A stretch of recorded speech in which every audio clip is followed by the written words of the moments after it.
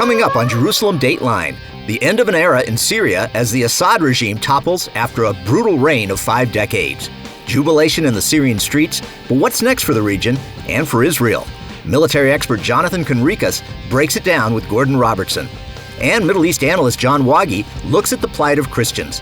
Plus, a chance to support hard-hit Israeli businesses just in time for the holidays. All this and more coming up on this edition of Jerusalem Dateline. Hello and welcome to this edition of Jerusalem Dateline. I'm Paul Strand, filling in for our bureau chief Chris Mitchell, who's on assignment. One of the worst dictatorships in the Middle East has come to a sudden end. Syria has been liberated from the Assad regime, and Syrians are celebrating their freedom. Now the question is, what comes next, and can Syrians stay free? Here's the latest, followed by CBN President Gordon Robertson having a most revealing interview with top military analyst Jonathan Conricus. Syria's streets are filled with jubilation as its people celebrate the overthrow of the dictatorial Assad regime. Assad is gone. Thank God. Thank God. Assad and his father ruled Syria with an iron fist for more than 5 decades. The notorious prisons where the Assad regime tortured and often murdered hundreds of thousands of dissidents have now been emptied. The deposed leader, Bashar al-Assad, is in Moscow with his family, reportedly receiving asylum from his ally. The nearly 14-year civil war was suddenly capped by a sprawling coalition of Islamic rebels racing across Syria in a 2-week sprint to capture Damascus. The main rebel group is Hayat Tahrir al-Sham, known as HTS. Its leader started out with Syria's version of al-Qaeda and still has a $10 million bounty on its head from the U.S. Some of the rebel groups that took down Assad have their own grim record of terrorism and human rights abuses. We could have an Islamic State arise there, which will have profound negative implications across the region. While many of HTS's factions seem to have moderated, and most of the rebel groups are pledging to protect Syria's religious and ethnic minorities, Biden is wary. They're saying the right things now, but as they take on greater responsibility, we will assess not just their words, but their actions. Some 900 U.S. troops remain in eastern Syria. Their mission is countering the brutal terrorists of ISIS. We're clear-eyed about the fact that ISIS will try to take advantage of any vacuum. It's been a long civil war marked by Assad committing atrocities like using chemical weapons on his own people. Major ally Russia often joined in, its jets bombing Syrian civilians. Iran and its main proxy Hezbollah also took part in slaughtering rebels. In this latest fight, Russia, Iran, and Hezbollah didn't come to Assad's rescue as in the past. Russia's attention is mostly on its war with Ukraine. Israel's dismantling of Hezbollah and weakening of Iran played a major role in keeping them from saving Assad. President-elect Trump piled on, writing, "Russia and Iran are in a weakened state right now, one because of Ukraine and a bad economy, the other because of Israel and its fighting success." As for Syrian and Israeli relations, Prime Minister Benjamin Netanyahu is offering peace. We send a hand of peace to all those beyond our border in Syria, to the Jews, to the Kurds, to the Christians, and to the Muslims who want to live in peace with Israel. Still, the IDF rushed to take over the buffer zone around the much-disputed Golan Heights between Israel and Syria. It also struck chemical weapon sites and long-range rockets to keep them from falling into the wrong hands. Netanyahu says Israel will do whatever is necessary to protect itself. To ensure that no hostile force embeds itself right next to the border of Israel. Well, Jonathan Conricus is a former IDF spokesman and a senior fellow at the Foundation for the Defense of Democracies. He joins us now from Los Angeles. So, Jonathan, how did Israel's military successes against Hezbollah lead to the overthrow of Assad? Yes, good morning. Thank you for having me. I think it goes a bit beyond that even, and I think we have to go back to October 7, the murderous massacre of Jews at the hands of Hamas. That was really the first domino. That was the first Iranian proxy that attacked Israel. Hezbollah followed suit on October 8, and that started that two-front war. A year and 2 months after that, both those two organizations, both Iranian proxies, Hamas and Hezbollah, are either destroyed or significantly weakened. And in a Lebanese perspective, that is what paved the way for events to happen in Syria, because there was very little fighting power to come to the help of Bashar al-Assad once the rebels started moving. So a chain of events that I'm sure that the Iranians did not foresee, and they perhaps thought that they would be able to defeat the state of Israel and that Israel was weak. What is apparent 14 months after is that Israel is not only not weak, it is strong, it's focused, and it is now trying to make the best of a very dynamic situation in Syria. Well, Israel has now moved into sort of a buffer zone at the Golan Heights. They took out some chemical weapons stockpiles to make sure it wouldn't fall into the hands of the rebels. The U.S. Central Command, I think in the first time that I'm aware of it, issued a press release talking about targeting 75 different locations in Syria with Air Force weapons, B-52s, and fighter jets. In all of that, what's the risk to either Israel or to peace in the Middle East from these rebel groups? It seems that the U.S. is taking it very seriously. To hit 75 different targets in a single day is monumental. What's the risk here? Yeah, the risk is actually quite substantial, and the risk emanates from the country of Turkey. Turkey has imperialistic designs, and if Turkey makes a move into Syria and starts taking Syrian terrain, I see that as a significant risk for regional stability. Moreover, the issue of if there's chaos and total anarchy in Syria, which currently doesn't seem to be the situation, but if it spirals into chaos and anarchy, that of course will be dangerous for Israel. You mentioned the issue of the proliferation of chemical and strategic weapons. That's at the top of the list. And again, what Israel is doing is really at the benefit of the entire world, because Israel is taking off from the market special weapons that I'm sure all of the terrorists around the world are very eager to get their hands on. And now that the Syrian regime doesn't control them, the best option is simply to destroy them. And Israel did that yesterday, and I think Israel will continue to do so today and tomorrow. There's also, last thing, a significant threat here towards Jordan. Jordan is an important Western ally. It shares a long border with Israel, and that country is under duress, internal pressure and instability with a restive Palestinian population. And instability in Syria may spill over into Jordan. And if that happens, that is not a good thing for regional stability for the US or for Israel. And all of these topics are monitored. And I think that Israeli and American decision makers are aware of it. There are opportunities here. And this is probably inherently a good thing that's happening, that Iran and Russia have lost their asset in Syria, and that Iran cannot supply weapons to Hezbollah, and they cannot reach Lebanon. That's a very good thing that will have long-term positive ramifications for the region. But so far, it's still too early to say where this is going. Israel is watching this very vigilantly, massive troop supports on the Golan Heights and sending very strong messages to the rebels. Don't even think about turning your barrels towards the west, because if you do, you will meet a very strong and resolute Israeli response. Coming up, what could lie ahead for Syria? More from Gordon Robertson's conversation with Jonathan Conricus. Let's talk about Turkey. How likely do you think they'll just annex the Kurdish region of Syria? They have sort of de facto military control of it already. Is that a likely outcome here? I think it is. And I think that the Turkish designs here are to try to, how should we say, annihilate or to dismember the Kurdish forces in northeastern northeastern Syria. By the way, these forces are loyal to the U.S. and have been supporting U.S. counter-ISIS operations very effectively. They're also the ones that are keeping a lot of ISIS terrorists in jail.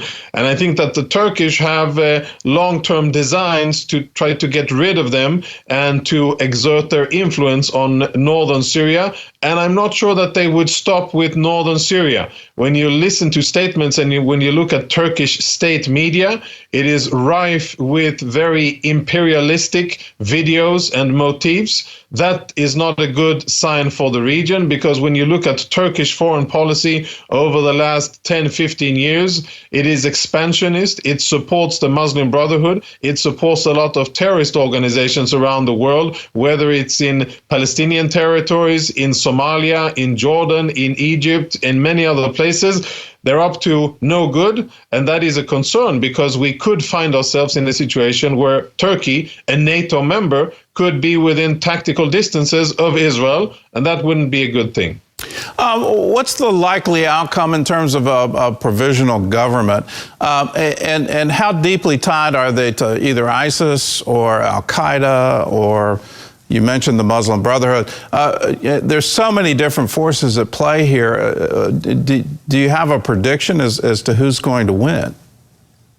Well, there definitely is an alphabet soup of acronyms and names of organizations. It's a very dynamic and splintered issue here. Rebels in the south are different from those in the north and those in the east. The bottom line is, as the excellent story by your reporter says, it is HTS that are the dominant organization, supported by Turkey. And what I'm happy to see is that, and as President Biden said, it seems as if they're playing nice, and if they've implemented lessons from their failures in the past, and they are aware of international perceptions, and they do not want to be seen as total crazy jihadists that are taking over and butchering and doing atrocities. What I think we're going to see now, what we may be cautiously optimistic, looks as if these rebels want at least the appearances of a very orderly transition of power. If they announce elections and go for elections and say that in half a year or a year we want elections, then that will be a very positive sign. I think what they're doing now is setting up an interim government where Jawlani, the head of HTS, will be the interim leader. But it looks far more peaceful and less brutal than what I anticipated it to be. And perhaps that's a sign of cautious optimism for the future. Well, let's hope. Last question. Who's been funding them all this time? It takes a lot of money to keep that kind of force in the field. Who's behind it all? The same country that we spoke about that is a threat to regional stability, and that is Turkey. Most of the organizations and most of the fighting power, especially those from the north that started this whole revolution, they are funded by Turkey. And then there's other jihadi organizations that, according to information that we have at FDD, are funded by Qatari money, especially those in the southern part of Syria. The Kurdish forces have certain American funding and certain independent sources. So it's really a mix of various organizations, but I would say that the biggest emphasis here is on Turkish money. You know, when we look back at history, Syria was a country that was made into existence by two colonial powers, France and Britain, deciding for that to be, and then they gave them a flag, and it became a country in 1946. What we are seeing now might be the unraveling of that imperialistic design, where different ethnic groups will take different parts of modern Syria and turn it into autonomies. I think that the Kurds in the northeast are definitely vying for that, and perhaps the Druze population in the southwest will try to do the same. And I think that we're in for very interesting times in the coming months and years ahead. Well, Jonathan, thanks as usual for your tremendous insight, and thanks for joining with us. Thank you. Up next, a look at what Christians in Syria could be facing. Talking it out with Middle East analyst John Wagi.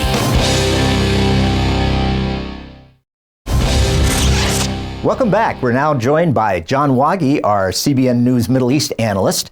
And John, Christians in Syria, they're not letting their guard down. The head of the International Religious Freedom Secretariat, Nadine Menza, also says the Muslim rebels in this takeover have treated Christians well so far. We haven't seen targeting of Christians, Yazidis, or even Christian converts or other religious minorities. They've actually announced safety for them. And we're glad that they're not being targeted, but we also want them to be treated as equal citizens and to be able to stay in Syria and have a safe future there. But John, so what does the history over the centuries show us when Islamic jihadists actually take power over other religious minorities? It's not a pretty picture, Paul. And so we're in the early stages of this, and it all seems a little bit strange that 2 weeks they go zipping across all of Syria, end up in Damascus, very few fights along the way, and all of a sudden these rebels are in charge. And so it almost seems like there's a pre-planned thing going on here where they'll talk a nice game, but you know, in reality, the Christians of Syria, they voted with their feet a long time ago. When this whole thing broke out in 2011, the beginning of the civil war, there were about 1.5 million Christians in Syria. There are now somewhere in the neighborhood of 300,000. My numbers may be off by a little bit, but not much. So, and they're in various parts of the country. They voted with their feet already, and the ones who are remaining there are not going to be real excited about trusting in the promises of a man who years ago was a committed jihadist, probably still is, and has a $10 million bounty on his head from the United States government. Yeah. You know, that's interesting, talking about they might have a little grudge against the Christians because the Christians, I understand, backed Bashar al-Assad widely. They did. And so that could be a factor. And you know what's interesting, you talk about how they hardly had to fight. I read that the economy is so bad in Syria that Assad hardly had any money to train the soldiers. In some cases, they were starving. And so when they saw these rebels rushing towards them, they were just like, I'm out of here. Why should I fight for this guy? He's not even paying me my paycheck. So, you know, it was a dark turn in Syria well before these guys charged in. The soldiers were already demoralized to pieces. Yeah, and here's another thing, and this goes back historically even more, because we're seeing a changing of the map potentially that rivals what happened after World War I and the fall of the Ottoman Empire in the early 1920s, when they took out the pens, the UK, France, and redrew the map of this area. And what they did was they put in charge people who were minority representatives. So you had a Hashemite king getting a consolation prize for losing Saudi Arabia and saying, we'll give you Jordan. In Syria, it was a concession to the French, and the people who were in charge, they put in charge ultimately in Syria, the Assad dynasty, were Alawites, 10% of the population, even more of a minority than Christians. And so they had this situation where minority rules repressed the majority, and now the majority is coming back into the fore in Syria. And what will be the result of that? One thing we know for sure is that Turkey wants its designs on Syria at this point. The Russians are somewhat out the door, but they're not completely out. And so you have all these competing factors going on. And meanwhile, you have Israel reportedly putting tanks near Damascus right now. So they've crossed well over the buffer zone that was supposed to be between Syria and Israel, and are now taking care of weapons depots, chemical weapons, and other things with the help of the United States that they don't want to see later on when they look toward the future of this region. But we're seeing a real possible redrawing of the maps here. Iraq, Syria, Jordan, you name it. Well, let's talk about the upsides that could happen, the most positive side. There was one of these rebels saying, Israel, come invest here. And, you know, it made me think, could Syria, wildly enough, end up in the Abraham Accords? And also this angle, Saudi Arabia is supposedly feeling threatened by these rebels. Could this make them drop their reservations and they join the Abraham Accords? And then we have this big thing triangle of Syria, Israel, Saudi Arabia, all united economically, wanting peace so that they can prosper. What do you think? Any chance of that kind of thing happening? It's hard to predict at this point. You left one country out of the triangle, and that's Turkey. What is Erdogan going to do about this? And so I think you're going to have, we always talk about the strong horse in the Middle East being so important. You have a strong horse about to enter Pennsylvania Avenue in Washington. And he may have a lot to say about how this all goes down. I don't think it's entirely pessimistic that the outlook should be, especially with Israel and the United States destroying so many of the weapons and implements that could have intervened. Plus you have Hezbollah largely cut off in Lebanon. Exactly. And so as President Trump said recently, if Israel needs a victory out of this, and if Israel gets a victory, it could be an optimistic scenario. Yeah, and what's interesting is about these rebels, Deng Xiaoping was a Chinese communist who turned to capitalism. So, you just never know what's going to happen, and we just need to be praying about it. Exactly. So, whatever. John Waggy, our CBN News Middle East analyst, thank you so much for joining me. Still ahead, 2 businesses helping Israeli artisans stay afloat, producing gifts for the holidays. The war in Israel since October 7th has had a devastating impact on businesses in the Holy Land. As Chris Mitchell reports from Jerusalem, 2 businesses are doing what they can to stay in business and help others do the same in the place where it all began 2,000 years ago. Zach Mishriki, the owner of Zach's Jerusalem Gifts, says the war has hit businesses just as they were recovering from a long-term dip due to the COVID pandemic. First of all, I cannot say other than God is good and His mercy endures forever. But it has been very rough. According to one business group, about 20% of the hotel industry has closed since the war began. As a result of all this, Zach tells CBN News he's seen members of one key group make a difficult decision. Many Christians are leaving, more and more. Lots of people are packing their bags, and especially this time, like the whole world is opening the doors of asylum, and we try to tell them no. Wait. It's why Zach is pursuing 2 specific goals. Number 1 is to maintain Christian families and maintain Christians to live here. We understand the importance of Christians to stay here, those who love Him and share His goodness, in order to bring both sons of Abraham, bring them to peace and bring them to know God better and understand Christ. The other can be seen throughout his shop. Zach seeks out Christian families to supply these gifts for his shop, and that helps them make their living. Zach also reaches a wider audience through the web, and his remains one of Jerusalem's most successful Christian sites. He believes that's very important, not just for business, but for building the kingdom. I 100% believe that one of the most important thing is Christians here can influence both sides with forgiveness in order to start all over again. Another boost for local merchants is Artsabox, which provides seasonal gift box subscriptions throughout the year and is especially popular at Christmas. It began in 2020 to help these folks stay in business during the COVID pandemic. We wanted to find ways to support artisans who have really suffered as a result of the war. So it's been 14 months, there's been almost no tourism. We thought that our mission in COVID was really important. It feels like what we're doing now is even more important than it was back then. Yeah. And the need is even greater. Each box tells the personal stories behind the products. One of the artisans I want to highlight is this wonderful couple who they're called Daria and Ofek, they are survivors of the October 7 massacre. Daria and Ofek barely escaped that terrible morning. So they were there at the Nova Music Festival on the morning of the October 7, and they ran away, they escaped, they hid in one of the bunkers, and then they had a feeling that it wasn't a safe place, and then they continued fleeing. Turned out that everyone who was in that bunker was actually killed on that day. They wanted to turn mourning into joy. They are a wonderful couple. Their company, which is called Ahava Stones, their mission is how can they bring comfort and inspiration and light into people's homes and lives through words.